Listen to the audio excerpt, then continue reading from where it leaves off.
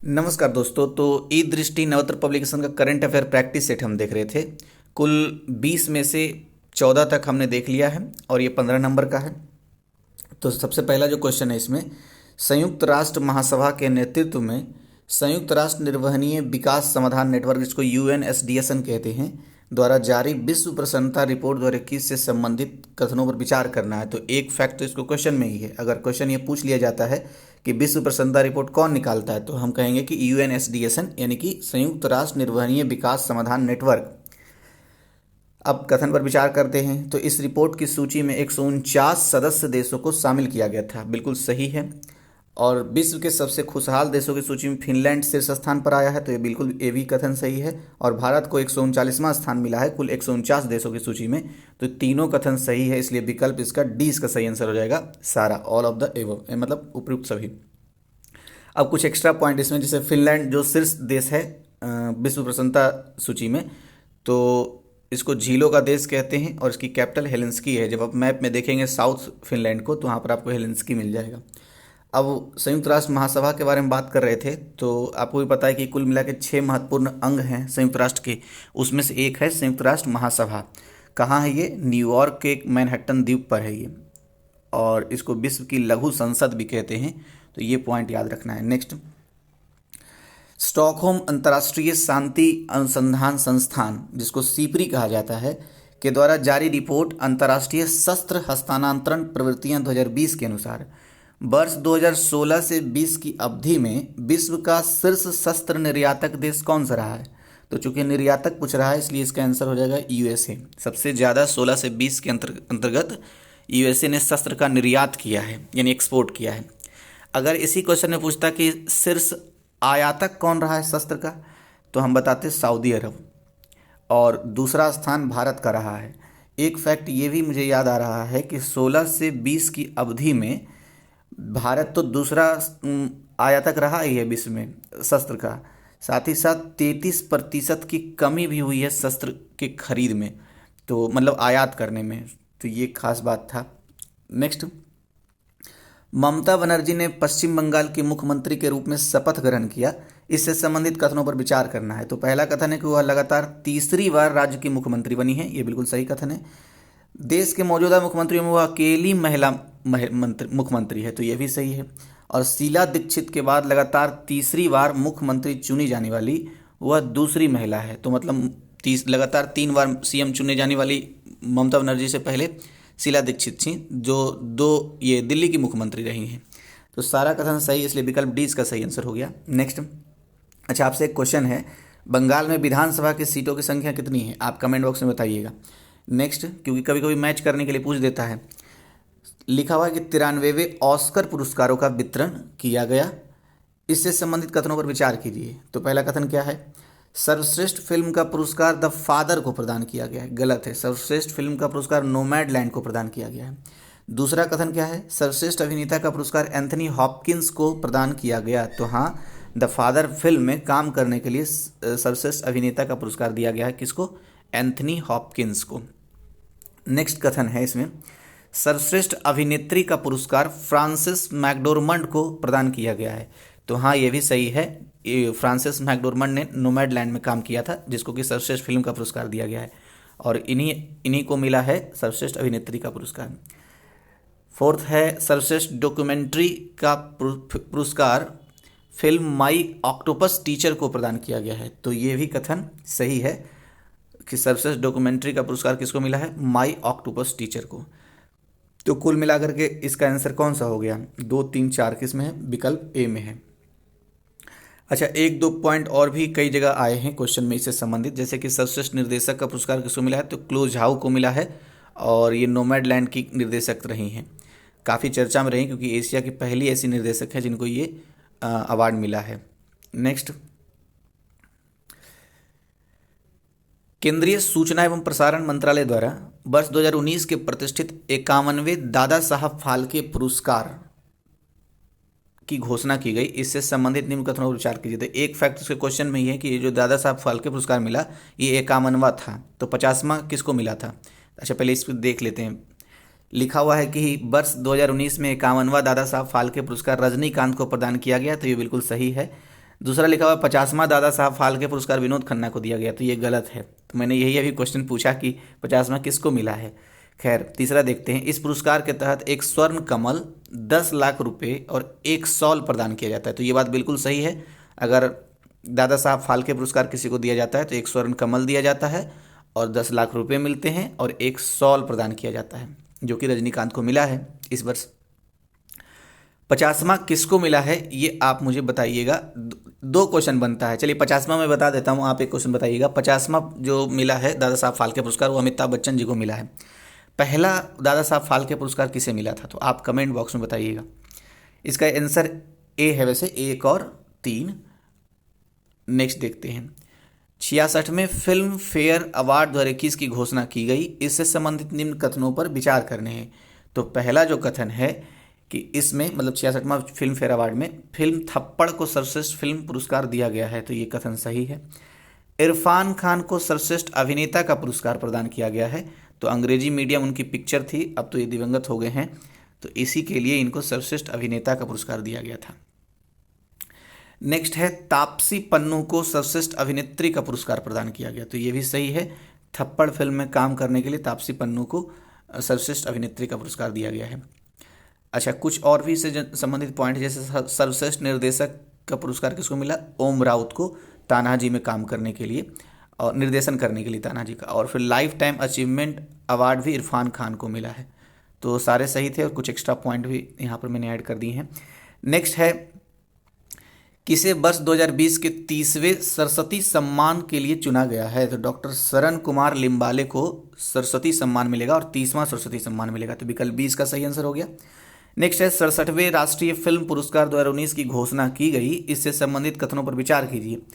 तो पहला कथन है धनुष और मनोज वाजपेयी को संयुक्त रूप से सर्वश्रेष्ठ अभिनेता का पुरस्कार प्रदान किया गया है, तो ये बात बिल्कुल सही है कि धनुष और मनोज वाजपेयी को, धनुष को असुरन पिक्चर में काम करने के लिए और मनोज वाजपेयी को भोंसले पिक्चर में काम करने के लिए सर्वश्रेष्ठ अभिनेता का पुरस्कार दिया गया है। और दूसरा पॉइंट है कि सर्वाधिक फिल्म अनुकूल राज्य का पुरस्कार मध्य प्रदेश को प्रदान किया गया। नहीं, ये तो सिक्किम को प्रदान किया गया है, तो ये कथन गलत हो गया, ठीक है।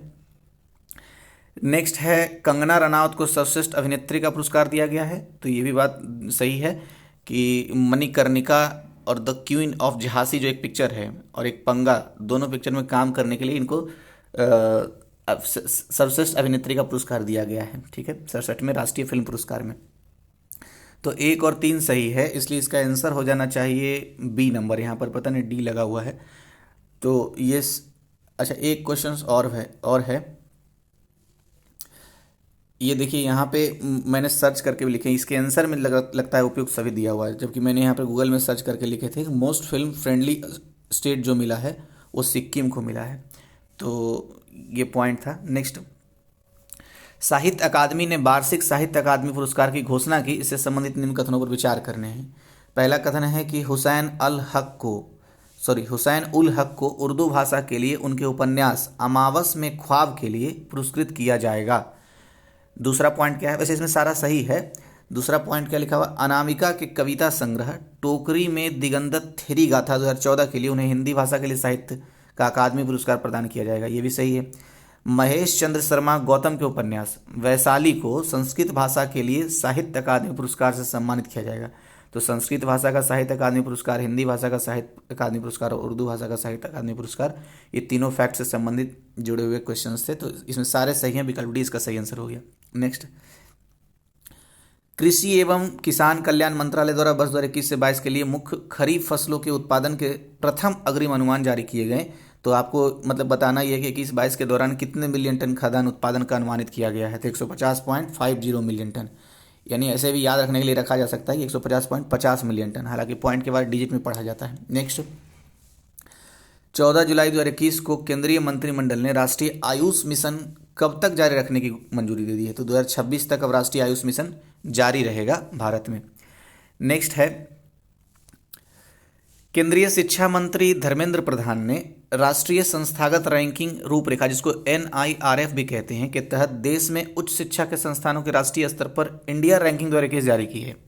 अनुसंधान की रैंकिंग में किस संस्थान को शीर्ष स्थान प्राप्त हुआ है, तो अनुसंधान की रैंकिंग में IIS बेंगलुरु को, यानी Indian institute of science Bengaluru को ये शीर्ष स्थान प्राप्त हुआ है। और शिक्षा मंत्री अब कौन है? तो धर्मेंद्र प्रधान है। नेक्स्ट, केंद्रीय वित्त मंत्री निर्मला सीतारमन ने वर्चुअल माध्यम से किस देश में भीम UPI शुभारंभ किया है? तो भूटान में किया है, विकल्प ए इसका सही आंसर है। नेक्स्ट, केंद्रीय पर्यावरण, वन एवं जलवायु परिवर्तन मंत्री भूपेंद्र यादव ने बताया कि भारत के 4 और आर्द्र भूमियों को अंतर्राष्ट्रीय महत्व के आर्द्र स्थलों की रामसर सूची में जोड़ा गया है। इसके साथ ही भारत में रामसर स्थलों की संख्या कुल कितनी हो गई? तो रामसर स्थलों की कुल संख्या 46 हो गई है। पहले 42 था, 4 जुड़ गया तो 46 हो गया। आपके लिए प्रश्न ये है कि 46वां जो रामसर भूमि है वो कौन सा है? मैं आपको हिंट देता हूँ, गुजरात में है वो, और आपको नाम कमेंट करना है। एक फैक्ट और बता देता हूँ, 2 फरवरी को विश्व आर्द्रभूमि दिवस मनाया जाता है। और जब 2 फरवरी का नाम ले रहे हैं तो 15 दिसंबर याद आना चाहिए, क्योंकि विश्व मृदा दिवस मनाया जाता है उस दिन को। अब नेक्स्ट देखते हैं कि राष्ट्रीय शिक्षा नीति 2020 को लागू करने वाला देश का पहला राज्य बना। तो कर्नाटक देश का पहला राज्य बन गया है राष्ट्रीय शिक्षा नीति 2020 लागू करने वाला। और दूसरा राज्य पूछे तो मध्य प्रदेश बन गया है। ठीक है, अच्छा, क्वेश्चन ऐसे ही बनता है कि ये पिछले कौन से शिक्षा नीति का स्थान लिया? तो 1986 की शिक्षा नीति का स्थान लिया है। नेक्स्ट, केंद्र सरकार ने मेडिकल शिक्षा के क्षेत्र में स्नातक और स्नातकोत्तर में अखिल भारतीय कोटा योजना में OBC वर्ग और आर्थिक रूप से कमजोर वर्ग के लिए क्रमशः कितने प्रतिशत आरक्षण का निर्णय लिया है? तो 27% और 10%। तो विकल्प ए इसका सही आंसर हो गया।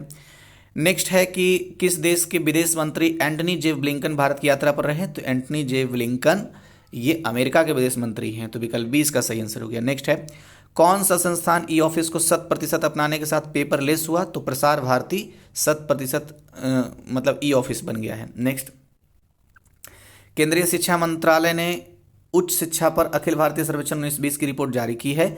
इस रिपोर्ट के अनुसार 2015 से 16 और 19 से 20 तक छात्रों के नामांकन में कितने प्रतिशत की बढ़ोतरी हुई है? तो 11.4% की बढ़ोतरी हुई है। शिक्षा मंत्रालय की बात कर रहे हैं तो शिक्षा मंत्री का नाम याद आना चाहिए, धर्मेंद्र प्रधान नाम है। नीति आयोग द्वारा SDG भारत सूचकांक एवं डैशबोर्ड द्वारा 20 तीसरा संस्करण जारी किया गया है। समग्र SDG भारत सूचकांक में शामिल अग्रणी राज्यों में किस राज्य को शीर्ष स्थान प्राप्त हुआ है? तो केरल को समग्र श्रेणी में शीर्ष स्थान प्राप्त हुआ। तो विकल्प सी इसका सही आंसर हो गया। और SDG भारत सूचकांक कौन जारी करता है? नीति आयोग। वही नीति आयोग जिसकी स्थापना 1 जनवरी 2015 को हुई थी योजना आयोग के स्थान पर। नेक्स्ट, भारतीय नौसेना के पहले विध्वंसक जहाज INS राजपूत को कार्यमुक्त कर दिया गया। इसको किस वर्ष कमीशन किया गया था? तो 1980 में। तो विकल्प ए इसका सही आंसर हो गया। एक क्वेश्चन इसके मतलब एक फैक्ट इसके क्वेश्चन में ही है। अगर ये पूछे कि भारतीय नौसेना का पहला विध्वंसक जहाज कौन था? तो INS राजपूत था।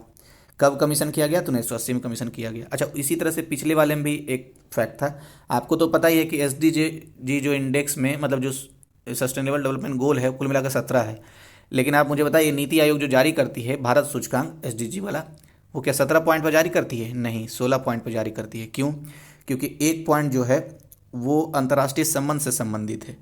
तो राज्यों का काम तो भारत में है नहीं अंतर्राष्ट्रीय संबंध पर काम करना, तो इसलिए 16 पॉइंट पर ही जारी करती है। नेक्स्ट, जल शक्ति मंत्रालय द्वारा जारी प्रेस विज्ञप्ति के अनुसार हाल ही में कौन सा राज्य प्रत्येक ग्रामीण घर में नल कनेक्शन उपलब्ध करवाकर देश का पहला हर घर जल राज्य बन गया है? तो गोवा बन गया है। ठीक है, तो विकल्प 20 का सही आंसर हो गया। नेक्स्ट है, केंद्रीय वाणिज्य एवं उद्योग मंत्री पीयूष गोयल ने राज्य स्टार्टअप रैंकिंग 2019 का दूसरा संस्करण जारी किया। इससे संबंधित निम्न कथनों पर विचार करने हैं। तो पहला क्या है? इस रैंकिंग में सर्वश्रेष्ठ प्रदर्शन करने वाला राज्य गुजरात है, सही है। टॉप परफॉर्मर राज्यों में कर्नाटक और केरल शामिल है, यह भी सही है। उभरते हुए स्टार्टअप पारितंत्र श्रेणी में आंध्र प्रदेश को शीर्ष स्थान मिला है, यह भी सही है। तो सब सही, तो विकल्प डी इसका सही आंसर हो गया। नेक्स्ट है, 29 जुलाई 2020 को केंद्रीय मंत्रिमंडल ने राष्ट्रीय शिक्षा नीति 2020 को मंजूरी दे दी। तो ये बात सही है कि 29 जुलाई 2020 को मंजूरी दे दी गई है। इसमें डेट क्यों पढ़ रहा हूँ? 29 जुलाई से एक चीज़ याद आ रहा है, इसलिए डेट इसमें पढ़ा, वरना तो छोड़ ही देता हूँ मैं। देखिए, 29 जुलाई विश्व बाघ दिवस मनाया जाता है, आपको याद होगा। अब बाघों के बारे में 4-5 फैक्ट याद आ रहे हैं, लेकिन फिर विषयांतर हो जाएगा। देखते हैं इधर। राष्ट्रीय शिक्षा नीति के बारे में सबसे पहला कथन है कि यह राष्ट्रीय शिक्षा नीति 1976 की जगह लेगी। नहीं, अभी तो बताया 1986 का जगह लेगा, तो ये कथन गलत हो गया। नेक्स्ट है, राष्ट्रीय शिक्षा नीति का अंतिम प्रारूप तैयार करने हेतु तो इसरो के पूर्व अध्यक्ष डॉक्टर के कस्तूरी रंगन की अध्यक्षता में एक समिति गठित की गई। तो ये बात बिल्कुल सही है। दूसरा पॉइंट मतलब तीसरा पॉइंट है अनुसंधान संस्कृति को बढ़ावा देने के लिए राष्ट्रीय अनुसंधान फाउंडेशन की स्थापना की जाएगी, तो ये भी बात बिल्कुल सही है। नेक्स्ट, इसमें मानव संसाधन विकास मंत्रालय का नाम बदलकर शिक्षा मंत्रालय कर दिया गया है, तो 2, 3, 4 सही था, इसलिए विकल्प 20 का सही आंसर हो जाएगा। नेक्स्ट है भारत में अपनी तरह का पहला श्रमिक आंदोलन संग्रहालय यानी लेबर मूवमेंट म्यूजियम कहाँ खोला जाएगा, तो अल्लापूझा में लेबर यानी श्रमिक आंदोलन संग्रहालय लेबर मूवमेंट म्यूजियम खोला जाएगा। अल्लापूझा है कौन से राज्य में, आप मुझे बताइएगा। नेक्स्ट, उत्तर प्रदेश में पहले मेगा लेदर पार्क की स्थापना किस जिले में की जाएगी, तो कानपुर में सबसे पहला यानी फर्स्ट मेगा लेदर पार्क स्थापित किया जाने वाला है। नेक्स्ट है केंद्रीय सामाजिक न्याय एवं अधिकारिता मंत्रालय द्वारा अपनी तरह की पहली university of disabilities studies and rehabilitation sciences की स्थापना किया जाना प्रस्तावित है, कौन से जगह पे, तो कामरूप में। ठीक है, आपके लिए क्वेश्चन है केंद्रीय सामाजिक न्याय एवं अधिकारिता मंत्री कौन है, तो कमेंट बॉक्स में बता सकते हैं आप आंसर। नेक्स्ट, प्रसिद्ध शास्त्रीय गायक और संगीतकार उस्ताद गुलाम मुस्तफ़ा खान का निधन हो गया, उन्हें किस वर्ष पद्म विभूषण सम्मान दिया गया था, तो 2018 में प्रसिद्ध शास्त्रीय गायक और संगीतकार जिनका नाम क्या था, उस्ताद गुलाम मुस्तफ़ा खान का निधन हो गया, इनको 2018 में पद्म विभूषण मिला था। नेक्स्ट है सेकेंड लास्ट क्वेश्चन है भारतीय मूल के डॉक्टर राज अय्यर किस देश की सेना के पहले मुख्य सूचना अधिकारी बने हैं, तो अमेरिका की सेना के मुख्य सूचना अधिकारी बने हैं, विकल्प 20 का सही आंसर है। नेक्स्ट है किसे अंतर्राष्ट्रीय श्रम संगठन आईएलओ के शासी निकाय के अध्यक्ष के रूप में चुना गया है, तो अपूर्व चंद्रा को आईएलओ के शासी निकाय के अध्यक्ष के रूप में चुना गया है, तो विकल्प 20 का सही आंसर। नियुक्तियों से संबंधित कई पॉइंट हमने देखे थे, यहाँ कलेक्ट करना मैं भूल गया हूँ, तो नेक्स्ट वीडियो में जरूर कलेक्ट कर दूंगा। वीडियो देखने के लिए थैंक यू।